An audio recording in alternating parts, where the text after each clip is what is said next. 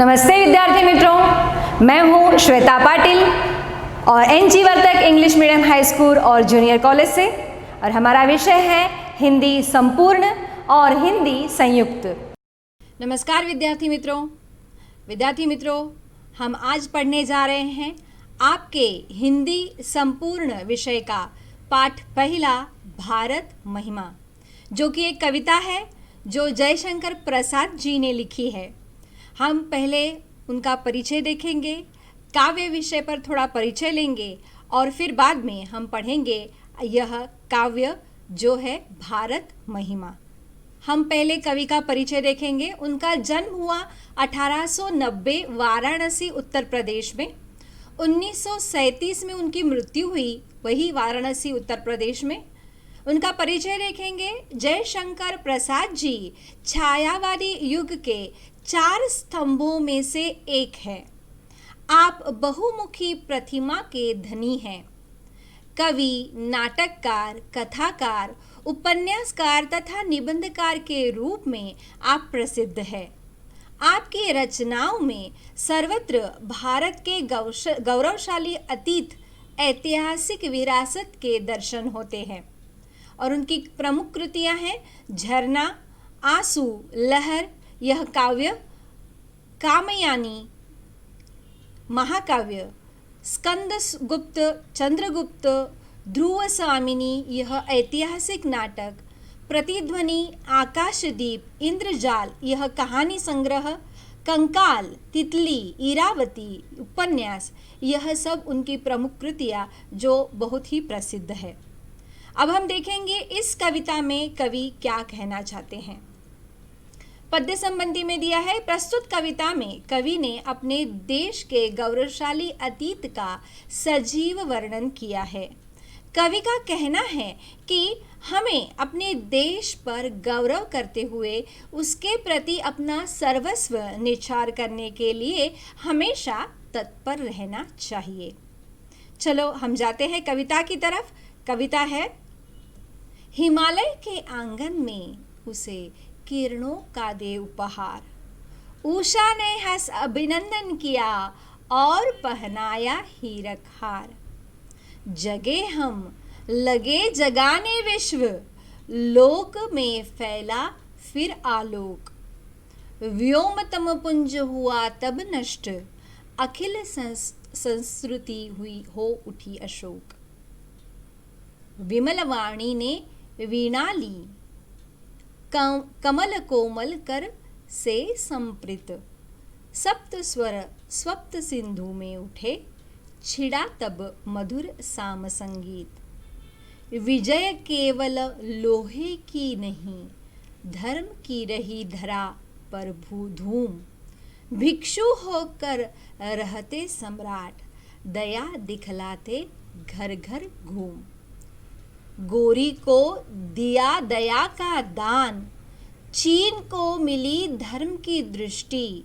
मिला था स्वर्ण भूमि को रत्न, शील की सिंहल को भी सृष्टि। अभी हम देखेंगे इसका जो भावार्थ कवि कहना चाहते हैं। कवि क्या कहना चाहते हैं कि भारत की महिमा का गुणगान करते हुए कवि जयशंकर प्रसाद कहते हैं कि हिमालय के पर्वत के आंगन में उषा ने हंसकर किरणों का उपहार दिया। उषा ने इस देश का अभिनंदन करते हुए इसे हीरो का हार पहनाया, अर्थात सूर्योदय होने से कुछ पल पहले उषा रूपी किरणों का हिमालय के आंगन में आगमन हुआ। भारत देश में उदित होने वाली उषा अपने साथ सुनहरे किरणों को लेकर आई, मानो वह भारत का अभिनंदन कर उसे हीरो का हार पहना रही हो। उषा के उदित होते ही सभी भारतीय ज्ञान रूपी किरणों के साथ नींद से जाग गए। वे सिर्फ जागे नहीं, बल्कि उन्होंने दुनिया में व्याप्त अज्ञान रूपी अंधकार को दूर करने के लिए सभी को जगाया है। इसी तरह समस्त संसार में ज्ञान रूपी प्रकाश फैलाने का पुनीत कार्य भी उन्होंने किया है। भारतीयों ने इसी श्रेयस्कर कार्य के कारण ही विश्व में विश्व रूपी आकाश में फैला हुआ अंधकार जो है उसे नष्ट किया है, और जब यह समस्त संसार शोक में, दुख में डूबा था, उसका अंत जो है इस उषा रूपी किरणों के कारण हुआ है। भारत की देश की महिमा इतनी गौरवशाली है, समृद्ध और महान है कि इस देश ने विश्व को संगीत की अनमोल सौगात दी है। संगीत की देवी सरस्वती माँ ने, यानी बुद्धि की देवी सरस्वती माँ ने अपने एक हाथ में वीणा और दूसरे हाथ में प्रेम के साथ कमल को धारण कर सभी को संगीत की अमृत परवान उन्होंने करवाया है। और इसी कारण विश्व में सप्त सिंधुओं में संगीत के सप्त स्वर गूंज उठे और मधुर सामवेद संगीत का आविष्कार हुआ। और उन्होंने क्या कहा है कि भारत पर कई बार विदेशियों ने हमला किया है, फिर भी भारत की अखंडता कायम रही है। इन युद्धों में भारत की जीत हुई।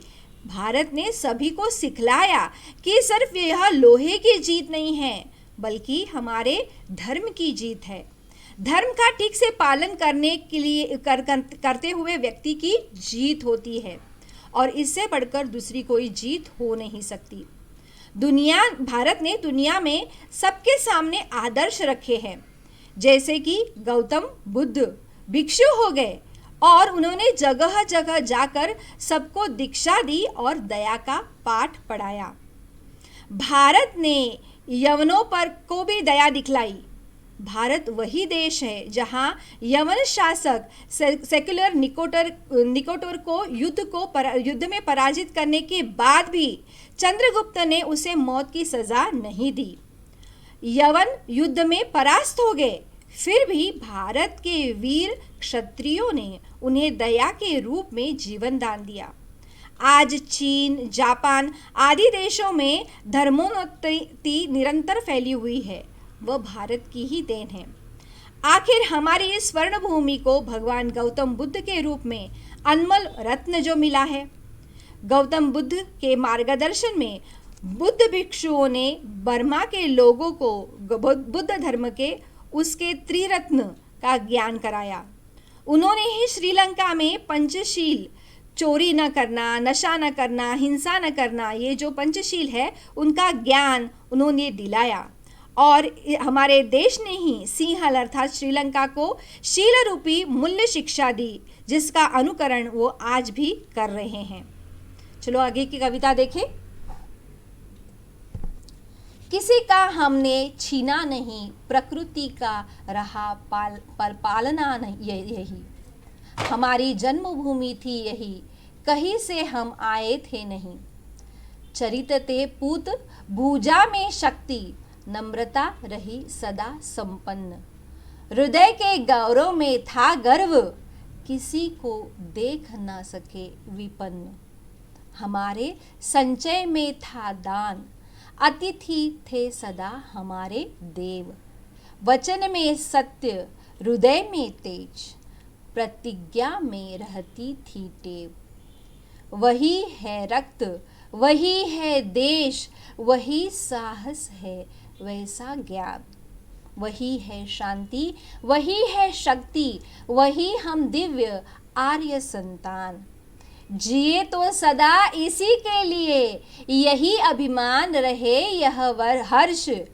निछावर कर दे हम सर्वस्व, हमारा प्यारा भारत वर्ष। जिए तो सदा इसी के लिए, यही अभिमान रहे यह हर्ष। निछावर कर दे हम सर्वस्व, हमारा प्यारा भारत वर्ष। कवि क्या कहना चाहते हैं कि भारत की प्रकृति में अनोखी छटा, निराली छटा है। यहाँ की प्रकृति इतनी उदात्त है कि उनमें से हम सभी को सब कुछ दे दिया है कि हमने किसी से कुछ मांगने की परिस्थिति निर्मित नहीं होती। अतः हमें किसी से कुछ मांगने या किसी से कुछ छीनने की आवश्यकता नहीं पैदा हुई। हम आर्य हैं, हम यहाँ पर किसी अन्य स्थल से नहीं आए हैं, बल्कि इस पवित्र देश में ही हमारा जन्म हुआ है। सो यह हमारी जन्मभूमि भी है। भारत माता के पुत्र जो है वो चरित्रवान रहे हैं। उनकी भुजाओं में शक्ति है और हमेशा नम्रतापूर्वक वह व्यवहार करते हैं। उनके हृदय में देश के गौरव के लिए अपार श्रद्धा व देश प्रेम की भावना है। अपने इस गुणों के कारण वे किसी भी विपन्न या दीन नहीं देख सकते। दीन दुखियों की मदद करने के लिए वे सदैव तत्पर रहे हैं। मानव सेवा ही उनका परम ध्येय रहा है। कवि के मतानुसार भारत देश को सोने की चिड़िया कहा जाता है। हमारे पास धन धान्य किसी की कमी नहीं है। इसी के कारण दान करने में भी हम पीछे नहीं हटे हैं। अतिथि देवो भव की संकल्पना का भारतवासियों ने पालन किया है। भारत माता के पुत्र वचन को महत्व देते थे। जैसा कहते थे वैसा भी करते भी थे। उनके वचनों में सत्यता थी, हृदय में तेज था और उनकी प्रतिज्ञा भी दृढ़ हुआ करती थी। हम भारतवासी अपने अतीत के गौरव को कैसे भूल सकते हैं?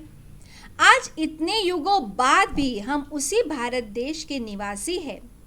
आज भी हमारे रगों में वही रक्त है, वही साहस है, वही शांति, वही ज्ञान विद्यमान है।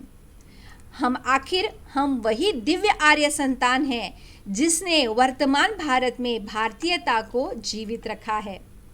हमारे अंतर्मन में आज भी शांति व सामर्थ्य निहित है। आज हम सभी भारतवासी इस देश के गौरव एवं उसकी अस्मिता के बारे में उसको बरकरार रखने के लिए सदैव तत्पर रहते हैं।